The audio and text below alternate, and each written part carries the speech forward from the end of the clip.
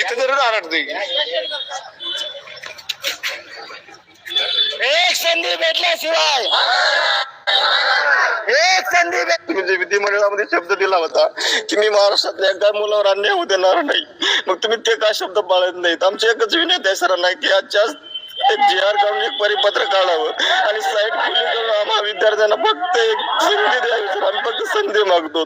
नक्कीच. तर खरं तर विद्यार्थी रडतोय आणि गृहमंत्र्यांना विनंती करतोय की फक्त एक संधी द्या. 3 दिवसापासून हे आंदोलन चालू आहे. आतापर्यंत तर कोणतीही दखल या आंदोलनाची घेतली गेली नसल्याचं सांगितलं जात आहे. पुढे जाऊन प्रशासन